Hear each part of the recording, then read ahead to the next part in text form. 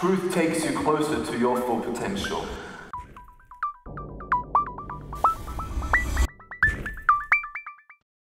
Hi. 10 je sati, a Nik je već dao 2 intervjua.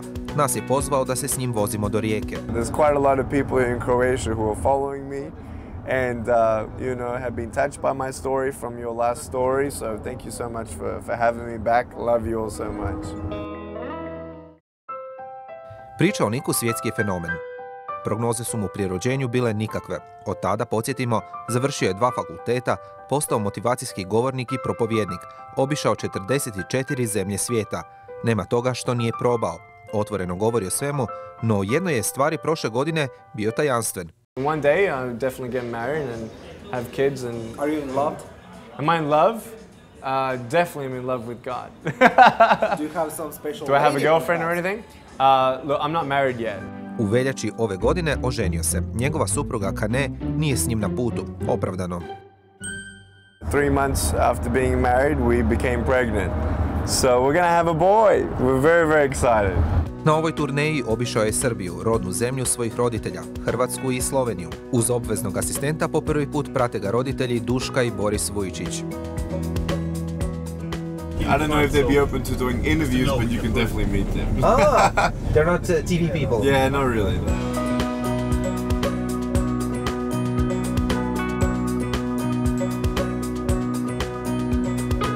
I asked him to fix my hair, so he fixed it.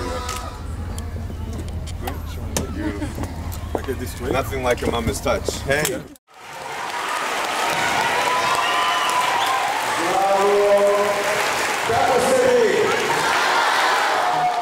Stotine djece dočekalo ga je u osnovnoj školi Gornja Vežica u Rijeci, jednoj od škola koje imaju integrirani program prilagođeni djeci s posebnim potrebama.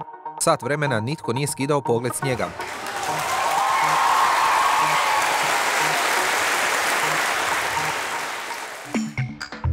Majka Duška u ulozi službenog fotografa cijelog se dana nečkala oko toga stati nam pred kameru ili ne. Učinila je to samo jednom prije 20 godina u Australiji, kada je prvi put progovorila za medije. He regards himself as normal, just with a few bits and pieces missing. Nakon sati i sati premišljenja, na kraju je ipak pristala i ispričala kako je biti roditelj djetetu poput Nika. Nick was delivered. The obstetrician held his head down. He didn't put him straight on top of me. I knew at that point that something was wrong. So I said, what's wrong with him? And there was just dead silence in the room. And no one answered me. So I said, what's wrong with him? And I looked at the midwife that was taking care of me and she was crying, like tears streaming down her eyes. Činilo se kao neki ružan san. I sve što mogu reći u tom momentu, ja sam sažaljevao svog sina ili djete koje je bilo rođeno, gledajući ga beznadežno, da će jednostavno ležati na svojim leđima u krevetu celog svog života i jednostavno sam pitao zašto Bože tako, bolje da ga uzme da uopšte ne živi nego da živi da ima poteškoće takve. Premda i sama primalja nikada se nije susrela sa sličnom situacijom. Ni ona niti suprug Boris nisu imali od koga tražiti savjet. It took me a little while to come to terms with it because I was expecting a normal baby. We had to go through that grieving process. I was very angry at God. I was, wanting to know why did this happen to me. Actually, I thought it's a nightmare. I'm just going to wake up any minute. This did not happen to me. Čudo se ipak dogodilo. 29 godina kasnije, Nik je sve, samo ne nemoćni dječačić. He's done actually more than I have. He's traveled the world, he's done things I wouldn't even try.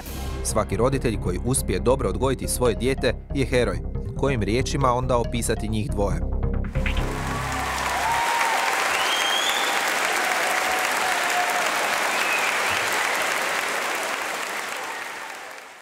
You might want something different in your life. Možda biste htjeli nešto mijenjati.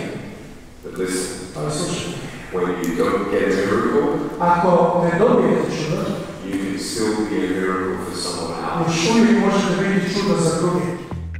650 tineđera u jednoj dvorani, smijeha ali i suze. Govor koji je trebao trajati sat vremena, trajao je gotovo 2.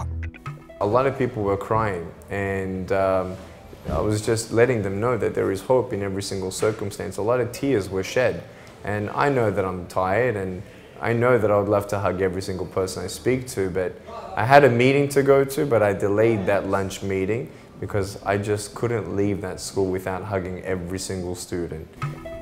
I nije. Zagrlio ih je svih 650. Now know that there is hope. They don't maybe know when the sun's going to start shining in their life, but at least they've seen someone who's gone through a storm, storms in life, and still is who he is today. Nakon selidbe u Australiju, Borisu je ovo drugi put da je u ovim krajevima. Duška je nakon 49 godina posjetila rodbinu u Srbiji. Prvi put je sada u Hrvatskoj. I found it very emotional how Nicholas was actually accepted by our people. I found that very touching. I found a little bit of connection with the roots, but as you say, I haven't been here for 50 years, but it's so nice to be back and be accepted, and the people are lovely and they're warm and they accepted us with a lot of love, and that means a lot to me.